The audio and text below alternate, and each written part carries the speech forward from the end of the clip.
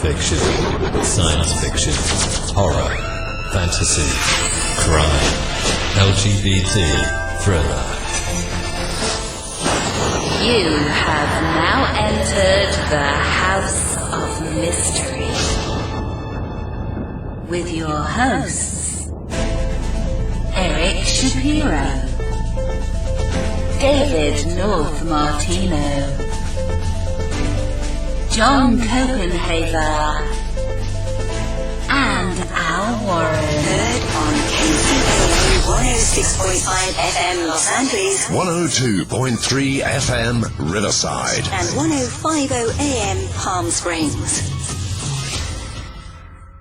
We're here today to talk about summary execution, Seattle Assassinations. And Michael, from what I'm told, you are the expert. But before we get deeply into that, tell us a little bit about Michael and, tell us about your journey that brought us to this point. Well, I grew up in a family that really cared about people, cared about issues and movements and making sure that everyone's taken care of. And so when I went to law school, I decided in San Francisco in 68 to 71, I decided I wanted to be on the side of the little guy against the powerful interests and the people who think they can get away with it. And I wanted to use the legal system as we used to call it as a tool for social change. Started a law collective here in Seattle with my brother-in-law and a lot of really good people. Everybody got paid the same. And in that process, I met two wonderful, wonderful human beings, Silme, Domingo and Viernes. They were part of the Filipino community and also part of the anti-Marcos movement in the U.S. that I would go to the picket lines and demonstrations against the dictatorship of Ferdinand Marcos in the Philippines. And Gene and Silme were union activists. They were part of a cannery workers union that organized 1,100 cannery workers in Alaska. If that's not hard enough, I don't know what is. So it was quite a heady time back in the 70s, and Gene and Silme brought me in as the union warrior. We'd go up and do organizing drives up in Alaska in the summer.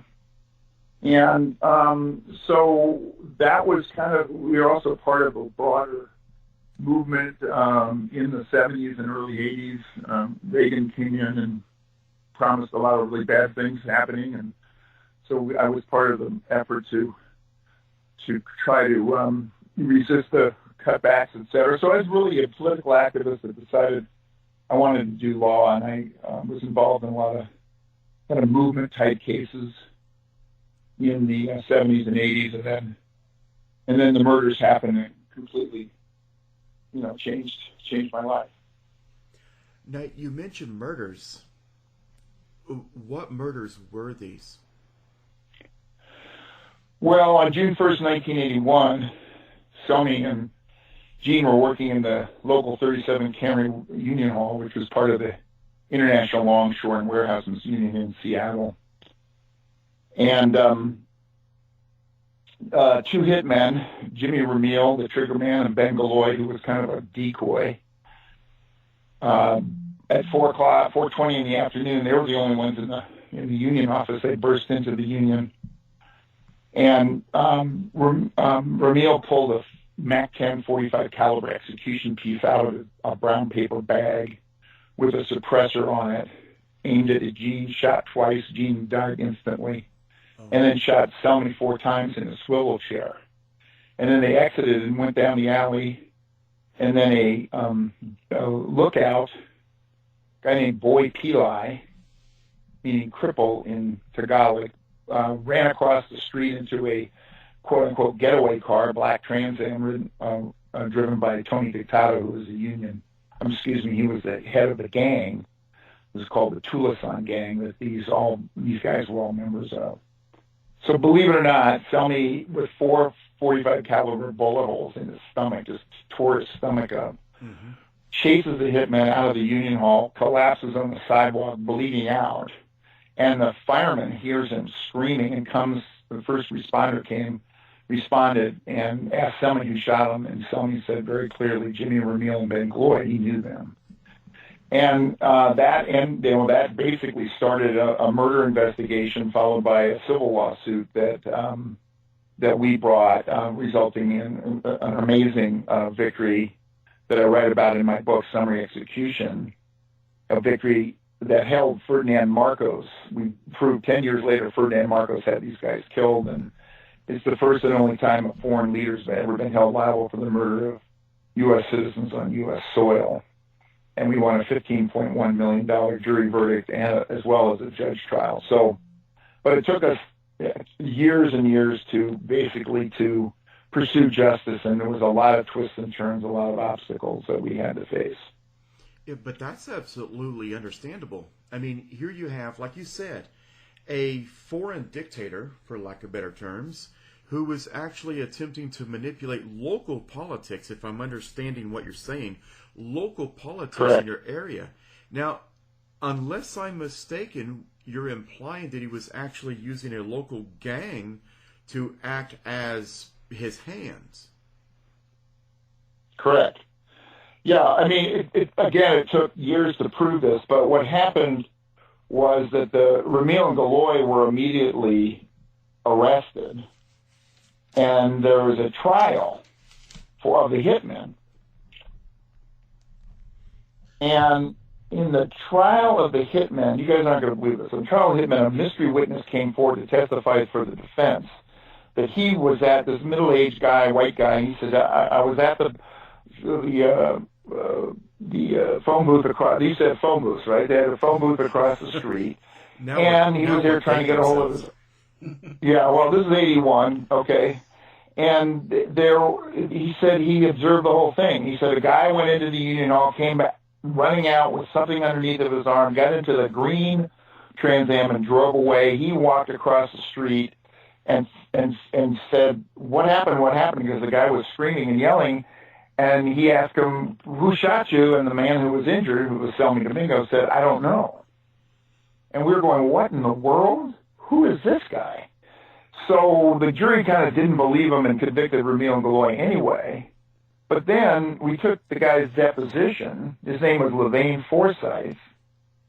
And turns out that Forsyth was an informant for the FBI, whose modus operandi, we found out, was to be told to go to a stand in a particular location, go to a restaurant, go to a park, whatever, observe what happened and write a report, which is exactly what he did in this case. So we knew then, because this guy appeared trying to exonerate the hitman, we knew then that some very powerful interests. This was not a local kind of gang shooting, hot-headed Filipinos shooting it up in the Union Hall, right? Mm-hmm. This was like, whoa, the FBI knew about this thing. What, he didn't just happen to be there, right? So that causes a lot of suspicion, and so we started investigating and found out that we did a Freedom of Information Act against the FBI and the Naval Investigative Service out of Alameda County Air Station, because both of these organizations had infiltrated the Union of Democratic Filipinos. That was an anti-Marcos organization that Gene and Selmy were labor leaders of. They were, high-ranking members of this very militant, very prominent anti-Marcos group in the U.S., and they had ties in the Philippines. Well, Gene, 2 months before he was killed, had traveled to the Philippines and met with the leaders of the large anti-Marcos labor federations. Marcos was having trouble with his rule because he had the New People's Army, the guerrillas in the countryside, and then he had the labor movement in the cities. And so we believe that Gene had been surveilled at the meetings with the head of the unions, the federation, and then he and Silme Domingo go to the international convention of their union, which is the Longshore Union. And the Longshore Union on the West Coast loads and unloads all the commodities go to and from the Philippines. It's a hugely important union to the Filipino community, and Hawaii in particular. And guess what? They engineered the passage of a resolution that dispatched an ILWU investigative team to go to the Philippines that they would have led, they would have been on it, to go to the Philippines and investigate the deplorable treatment. I mean, people were getting shot at picket lines. There wasn't any right to strike. The unions in the Philippines were really in bad were really under a lot of heat. So these two guys engineered this passage of this great resolution, and a month later they're murdered. Well, how in the world are we going to figure out, so what does that have to do with the murders in Seattle, right? So guess what happens? Marcos decides he's going to kill the leading opponent to his regime, which is Benigno Aquino. When he gets off the airplane, I don't know if you guys remember this, in 1983, the leading moderate opposition to Marcos decides he's going to go back to the Philippines and run against him. Well, that didn't last long. He set foot on Philippine soil off the plane and got gunned down by Marcos's military. The same people who killed Gene and Silme. Well, Marcos gets overthrown because his wife, Cory Aquino, takes up the People's Power Revolution and overthrows Marcos. So Marcos flees to the United States after being told he had to leave the Philippines by the Reagan administration through the then Governor Paul Laxalt in Nevada. Mm-hmm. So guess what? When he gets onto to U.S. soil, we slap a subpoena on him in our lawsuit because we had sued originally had sued Marcos and the Philippine government. Well, excuse me for interrupting, but I'm just curious. How do you feel about the current government in the Philippines with Rodrigo Duterte? I mean, isn't he just as bad? Oh, yeah, he's terrible. I mean, he's one of the chronic human rights violators of all time. Guess what? His national security advisor, his national security advisor was a NISA, a Marcos spy in the U.S. between 1978 and 1982. And Esperon, his name is. But at any rate, yeah, Duterte, that's why I call the book Summary Execution, because that's what Duterte is doing. He's killing, it's not just drug dealers and drug users. They're poor people, and now he's going after his opponents. But just as... I was going to ask you, didn't he recently take control back from the police because they were going a little too far with it? Who, Duterte? Yeah. No, Duterte's all... In Davao City, he had like 3,000 plus people were summarily executed. No arrests, no trials, no jury, no, judge or anything. They just off them, just kill them all. Oh, right. But what's important about it was going on a lot. But I mean, I heard recently that he had tried to scale it back, get it more under his personal control. That it was the police were just taking it a little too far. Have you heard? Well, that might be true, but he started the whole thing. Oh yeah, absolutely. I mean, that's his plan for how to deal with the drug problem is kill everybody. And that's Duterte's policy. Were you afraid at all during all of this? I mean, after all, you're deeply involved in it personally and professionally, basically. So were you not afraid they might turn on you and go after you too? Good. Well, sure. The Seattle Police Department told us we had to wear bulletproof vests and carry a firearm for our personal safety, and believe me, I did. I was in the Army. I could shoot a .45. I had a .45, and we wore bulletproof vests for the first 6 months until 3 of the gang members were convicted. But you ask about how do we link the Marcos regime to the gang? Yes. When Marcos fled the Philippines for the U.S., we subpoenaed his records, and in his financial records, because he had stolen like $30 billion from the Filipino people, and he wanted to know where in the world all of his money was. So he brought his financial records. There was a 2-page document. There was an itemization of expenditures out of the Mabuhay Corporation, which was used as an intelligence slush fund. And it had payments to illegal campaign contributions to Ronald Reagan. It had a lot. They were buying radio stations and propaganda vehicles. This was an attack by the Marcos regime on our country, but particularly on the anti-Marcos groups here. Well, on May 17th, there was an expenditure out of this intelligence slush fund called a special security project of $15,000. That's the day where the guy who provided the gun and the money for the hit flew to San Francisco, met with a lieutenant colonel in Marcos's military, flew back, provided his gun, the MAC-10 .45 caliber execution piece, to the hitmen and paid them for the hit. We proved this in court, and a federal judge ruled, and the jury ruled, that was the instrument that was used, that was the intelligence slush fund used to pay for the murders through Marcos. So Marcos' money hired the hit team, And the gun was a Marco's ally guy named Tony Baruso.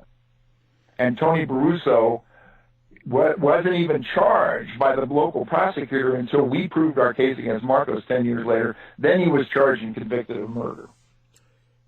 Well, Mike, this almost sounds, from what you're describing, connecting the weapons to somebody almost sounds like Fast and Furious.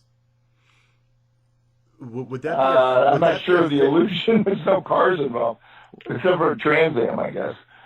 Oh, no, where you're able to actually connect the weapon to a leader.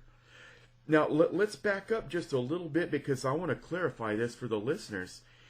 Are you saying, from our earlier discussion, that the FBI knew about all of this?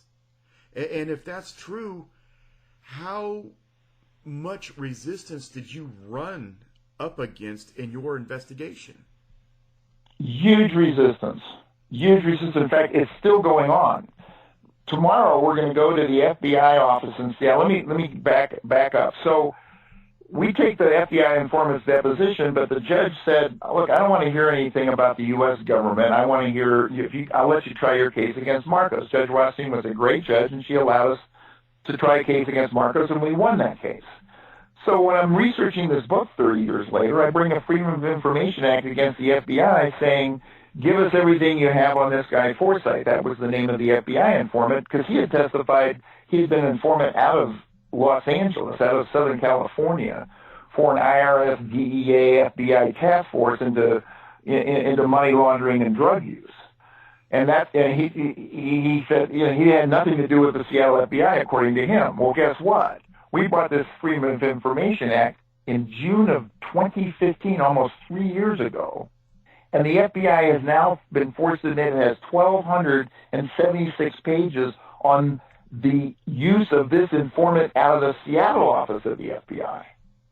So we're going to go in tomorrow, and we're going to say, look, I'm here to report a crime. The FBI has obstructed justice by sending their FBI informant to watch this murder happen and then to testify to try to exonerate the hitman, the Marcos paid hitman.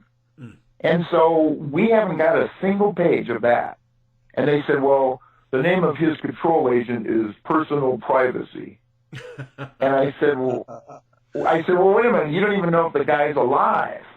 You're not getting his name. I said, I'll tell you what, I'll send you the name of the 42 FBI agents in the Seattle office of the FBI. We had their names because they were involved in the investigation of the murders. You think that went anywhere? They worked on this case for a year, and the FBI never brought any charges. Mike, I'm a little and they hazy said, about I said, all you have to do is.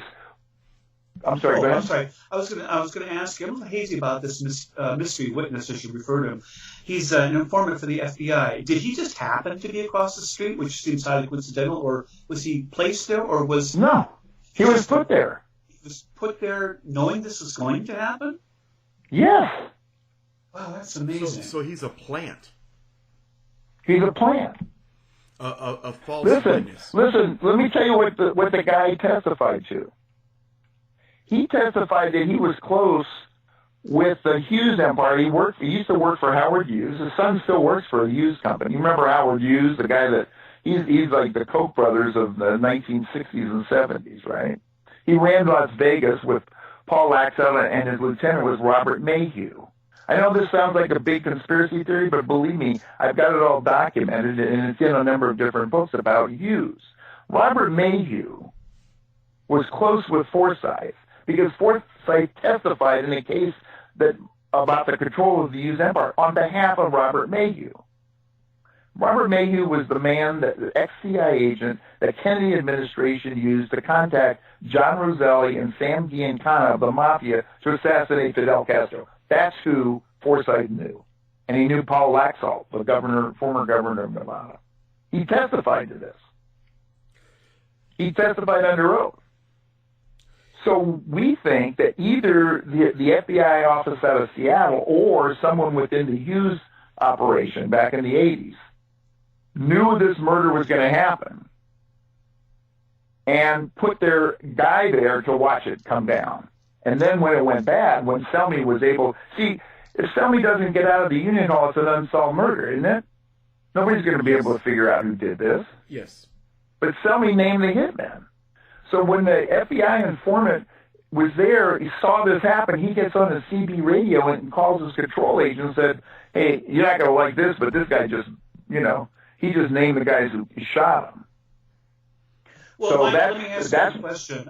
I'm curious about this. I mean, now that the case is basically done and you're running into this trouble writing the book, what have been the repercussions for you and for those involved in your organization? I mean, how has this affected your take on things and what you'd be willing to do now, considering what happened?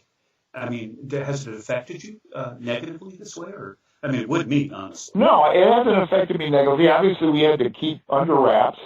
It wasn't just we were only worried about the Tucson gangs. We were worried about Marcos agents.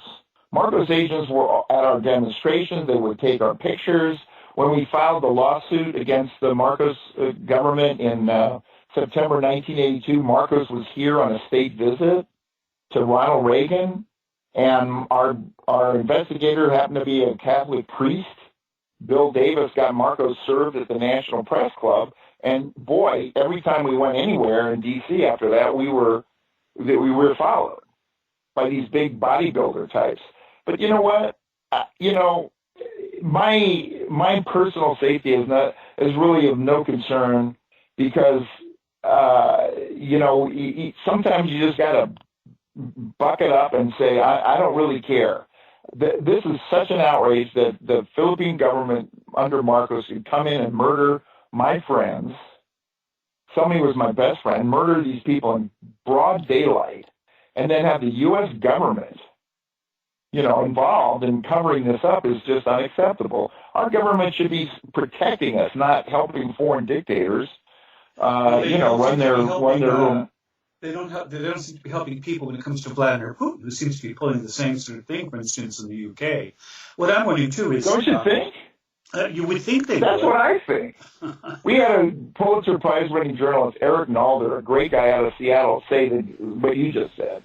In this day and age when foreign governments are running, efforts to, affect our democratic processes, we can't stand when a dictator like Ferdinand Marcos or Duterte, for instance. Just imagine if Duterte decides he's going to send his agents into the U.S. to go after the international human rights lawyers, including myself, that are calling attention to the abuses there. Mm-hmm. And just think if the Trump administration supported that. Have you heard of anything like that? I mean, this happened with No. Marcos, but you haven't heard of Duterte trying to influence anything in the United States? Not yet, but we're very concerned about it. I would think so, because the man is a dictator. There seems to be no doubt about it. Oh, yeah. Yeah. And so are you still actively involved in all of these organizations? I mean, are you still doing good work? Or? Yeah, well, I'm not. The anti-Marcos movement isn't still around, but the human rights movement still is. Sure, I'm involved in all of that, as a legal authority that's helping to resolve issues. Yeah, you are. Okay. Well, the Public Justice Foundation is a national public interest law firm, and I was the former president of it.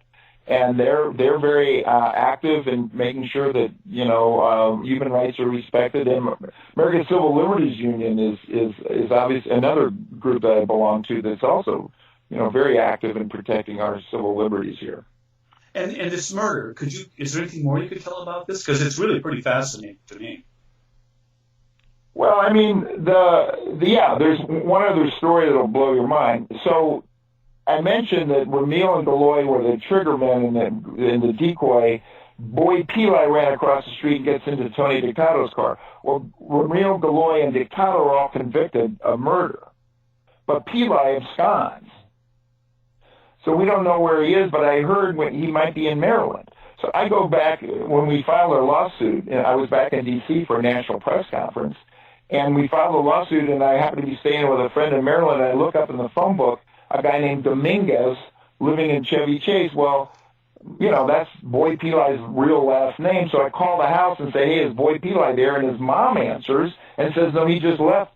Who's calling? So they had an arrest warrant for Pili because he was implicated in these murders.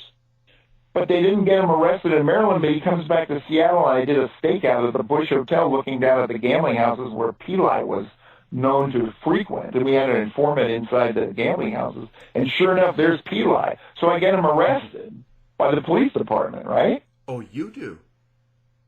Yeah, I called up the detective, a great guy, John Boatman. I said, John, you want to arrest Peli? He said, where is he? Where is he? Because he had solved the murder. You know, he was the main police officer for the Ramil and Beloit trial. He and Mike Tando, great homicide detectives. I have no beef with the Seattle Police Department. They were fantastic. And so then what happens is, yeah, we had people in the Philippine community. They gave us a lot. They said, you know, Mike, we never would have made this case if you had not gotten Filipinos in the international district to come forward and talk to the police. They never would have talked to us because I told them, look, Gene and Silme fought for you. They fought for housing for low-income people. They fought, for parks for the international district. They fought against the regime in the Philippines. It's time you stepped up and go to the police and tell them what you know. And people came out of the woodwork. Yeah, so they give me a lot of credit for that. Right? I mean, this has been a big deal because once they go to the police, it's sort of a matter of public record. It could be, and then their lives could be in jeopardy, right? They were free.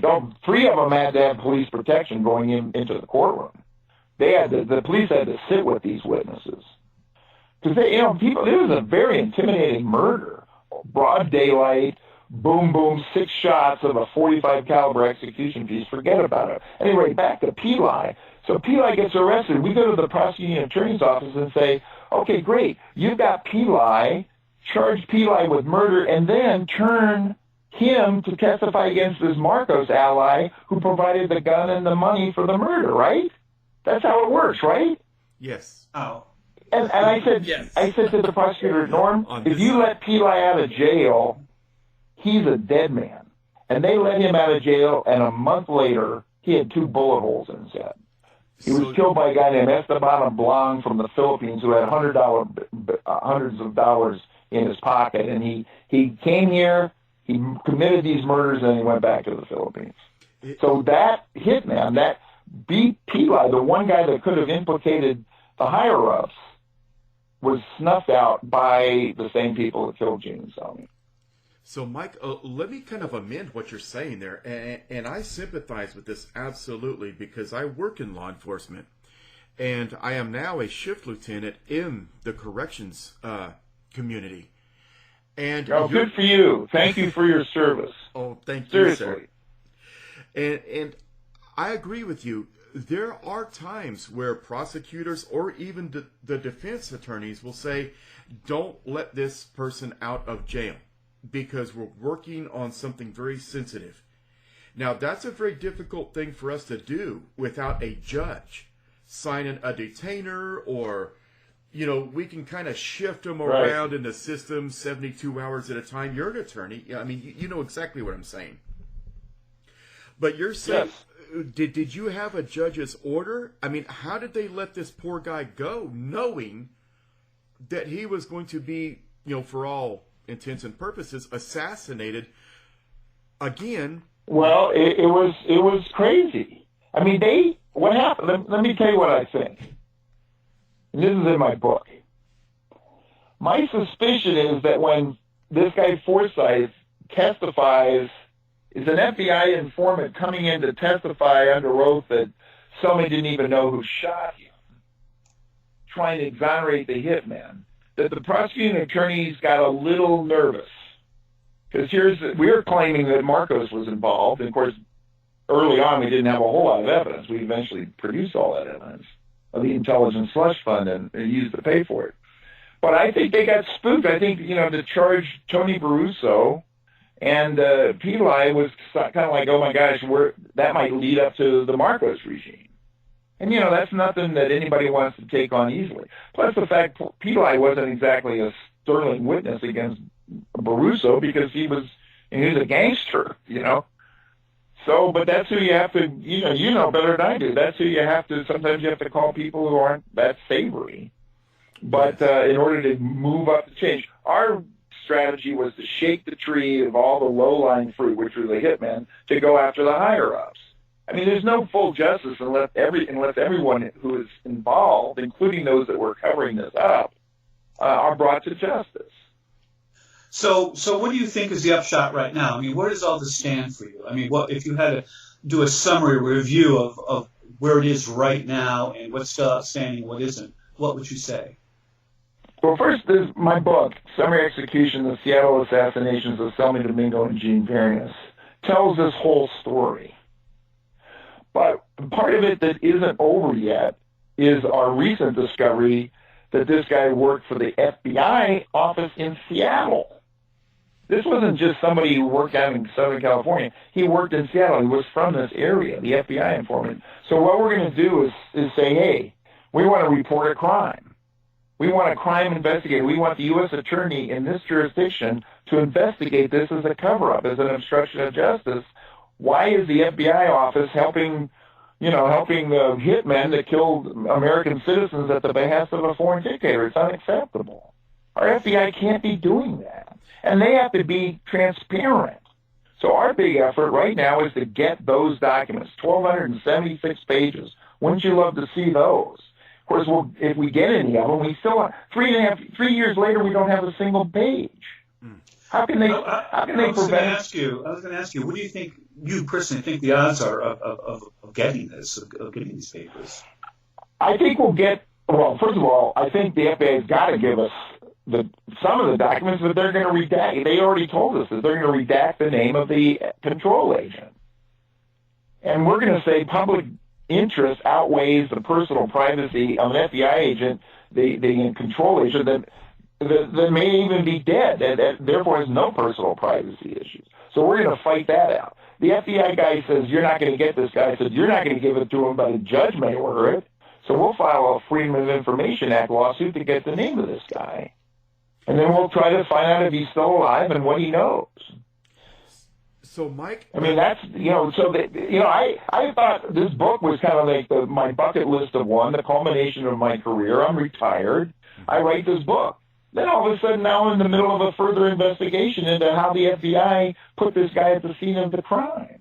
Oh, well, it looks like you have a sequel. Yes, you should have known better.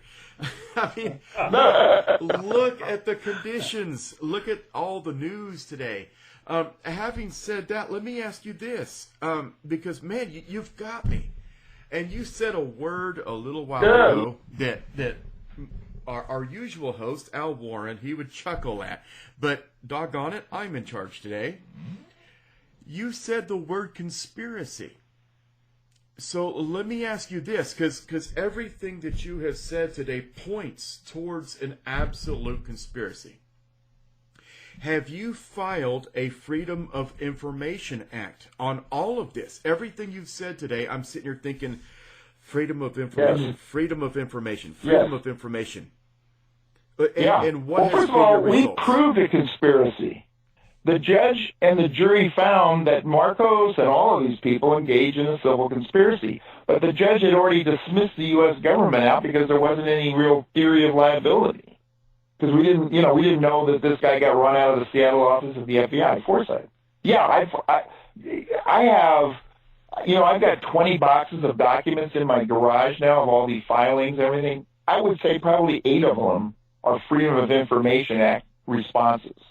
A lot of redactions, a lot of stuff that we challenged and tried to win. But, back in the 80s, it wasn't that easy to get good rulings.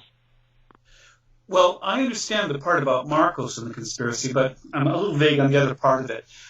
Are you saying the FBI and our government is actively involved in the conspiracy? And if so, why? What would be the purpose of it?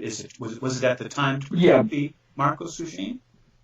Great question. Mm-hmm. That's the essence of this issue, is what you just asked. So Marcos comes into power, freely elected, declares martial law, and gets the support of the United States government. And then, under Carter, everything was kind of going south. The State Department really didn't like Marcos' human rights violation because they declared martial law. But Reagan, when he came in, promised to cooperate with the Marcos regime in going after the dissidents in the United States, believe it or not. We have this, this is in writing. And Marcos touts the fact he's got a new friend in the White House. So now the FBI and Navy thinks that they can go after these guys. I'm talking about the anti-Marcos organizations, including Gene and Silme's group called the Union of Democratic Filipinos. That's where the conspiracy is. Check this out. Naval Investigative Service had hundreds and hundreds of pages on the Union of Democratic Filipinos in their files, and in order to go after a domestic organization, the Navy, like any military, has to get an executive order signed by the president to infiltrate this group. They got it. They got an executive order allowing them to infiltrate the Union of Democratic Filipinos with their agents, their spies, and their informants. And that's how they found out about Gene going to the Philippines. Because he goes through. Why were they so intent on shutting down these groups? I mean, they were dissident. Subic Bay. Subic Bay. Subic Bay, the big Navy base in the Philippines, was so important to the Navy that they didn't want this anti-Marcos group, getting into the base, trying to talk servicemen into giving them supplies for the New People's Army, giving them medical supplies. Didn't want any problems with naval officers kind of deciding to be against the war in Vietnam back in the early 70s, and then eventually to support Marcos. So there were strategic reasons why the Navy was investigating it. And would you say it backfired because the subsequent presidents of the Philippines closed the base down? So was that like a response to what the U.S. government was doing? Or do you think Not really. I think they closed it down because they realized that U.S.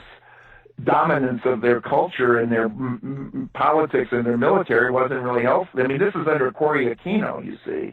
Marcos was overthrown. Once Marcos was overthrown, the U.S. military wasn't nearly as endearing to the Filipino people. They were just a Navy base and a Clark Air Base, and that wasn't any benefit to the Filipino people. Well, actually, wasn't one of their biggest sources of income at the time? No, not really. Not because remember after the war in Vietnam there was a step down. So by the 80s, there's very little activity going on in those bases, and they kept them open through the 80s, and then they basically shut them down. I think it was in the 90s. Oh, see, because on the news, it was like because they were of the really strategic, big, and, a lot of employment for the local Filipinos, and that Sure. if it went, it would be detrimental to them. But I would think. But you remember all the base decommissioning? What's that? I would think that that's a lot of employment, a lot of U.S. dollars, everything flooding into the area. Well, In the 70s and 80s, yes, but not in the 90s. Yeah, because yeah, that's why I asked, because what I got at the time was from the news media, and you know how that can be. So actually, what I heard most about was Imelda Marcos and shoes. So, touche.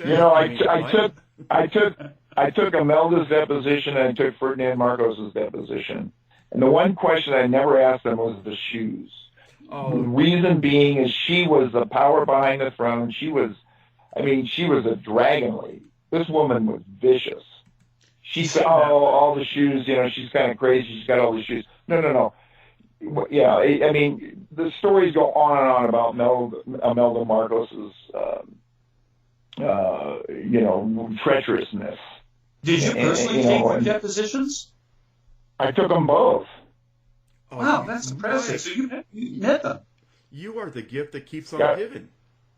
Read the book. Hey, can I tell you a real quick story about the Marcos deposition? You guys will laugh. So it was on his veranda. It was in Hawaii, and we were intent. We had a videographer, and we were intent on the question and answer. And I asked him, "Could you explain to the jury why you declared martial law?" And Marcos goes, "Well, there was communists were bombing the buildings. There was chaos in the streets." And I said, "Well, okay, but." In fact, under the Constitution of the Philippines of 1936, you were limited to 2 terms, weren't you? And just when I asked this question, one of these indestructible flying Hawaiian cockroaches comes sailing through the windows and lands on Marcos' shoulder. Now, neither Marcos and I even noticed him because we're kind of intent on the question and answer, but the videographer was going, "What in the world?" and the cockroach is kind of, looking at the camera going, "Hi, Mom." And so, what happens is I said, he goes, "No, that's not true." And just then the cockroach goes straight for Marcos's neck. It's like the cockroach of truth is going to bite Marcos in the neck if he tells a lie, right? Or it was so his going lawyers, Richard Hybe, his lawyer sees this cockroach and he knocks it off his shoulder, and Marcos, without missing a beat, looks at his lawyer and says, "Was that the wrong answer?" True story. We played his deposition to the jury. The jury just howled. "Oh, was that the wrong answer? Hold the phone. Was that the wrong answer?" Because he declared martial law because he couldn't run again. Communist in the streets. Come on. Well, so Mike, what's coming up next? What's next for Mike? Well, it's the big, huge commemoration of the lives of Silme, Domingo and Viernes book launch party next Tuesday, March 20th in Seattle, Washington. And we hope the governor, Jay Inslee, will stop by. Our Congresswoman, Pramila Jayapal, has recorded a video. We've got people from the ACLU, state senates, people that were involved in the Committee for Justice, and I'll probably say a few words, and we're gonna sing the Martyr Song, which was by the Seattle Labor Corps, which was written right after the murders. We never said it would be easy. We never said we'd all see it through, but somehow we thought we'd be going on. We'd never be going on without you. It's about Gene and Silme. So it won't be many dry eyes, but that's going to be a big deal. And now with this FBI issue that was cropped up, we have a petition to the FBI saying we need you to give us these documents and to open an investigation into your role in sending your FBI informant to the scene of the murders. Isn't that exciting? Yes, it is. Am I blowing you guys' mind? Making me laugh a lot, too. Yeah. Well, you blew my mind in the first 5 minutes. Because, it's amazing, really. I mean, this story is just so full of twists and tangles. I have to ask, and I would be remiss if I didn't ask this. Now, we've talked a lot about the FBI today. And what is the CIA's involvement in this, in your opinion? You know what? We hired a former military intelligence officer as an investigator. And the first thing, and to find out what U.S. intelligence had, and he basically got back to us and said this was a hit from the Philippines, and look out for A, B, and C. Bring a Freedom of Information Act request that Viernes was carrying a large sum of money to the Philippines, which wasn't true. They had all this kind of documents on them, but the intelligence agent said, the CIA wasn't involved, but Navy was, because naval intelligence does a lot of the dirty work for the CIA. Well, of course. When I interviewed a witness who knew this FBI informant, Levain Forsyth, because Levain Forsyth tried to claim I was down there trying to call my architect. Well, what's your architect's name? Alex Bertulius. I go, okay. So I look up Alex Bertulius and I go see him. He's an architect down in Madison Park here in Seattle. And I said, Alex, so we have a friend in common. And who's that? Levain Forsyth. He looks at me and goes, oh, well, he's CIA. I go, what? Oh, yeah, he's a spook. So I didn't believe that. I don't think that's true. But what we were told was CIA wasn't involved, but Navy was. Right. And you know what? I have to be a little bit jealous here because I'm Army. And why is it the Navy gets all the good assignments? they get there might be a reason for that, Kevin. I can't tell you how many times I've said the same thing. I'm Army. My dad was Army. My two uncles were full bird colonels in the Air Force, and we're envious of the Navy. What can I say? Yeah. Well, the Navy's sort of noted for its intelligence, isn't it? I mean, I don't know much about the Marines or the Army by comparison. I mean, they have it. Yeah, but it's always Navy intelligence you hear about, it seems like. Well, Maybe they just have good, PR. or they're not. Well, I don't know. I think it's because they don't know how to stay secret. So there. Spoken like a true army man. Well, there you go. Well, everybody, we've been talking to Michael today, and his book is Summary Execution, The Seattle Assassinations of Silme, Domingo and Viernes. Did I say that right? You did. And you like the accent there? Yeah, the interesting thing is Viernes is Friday in Spanish and Domingo is Sunday, and the hitmen on their way in to kill him were reported to say these guys are Sábado, Saturday, meaning they're not going to be anymore. See? And now you tell me that's not a conspiracy. To find out more about our show, guests, or to listen to past shows from our archive, please go to www.houseofmysteryradio.com. Show's over for now. Was it as good for you as it was for me? Well, good night. This has been a production of Something Weird Media. I'll be back.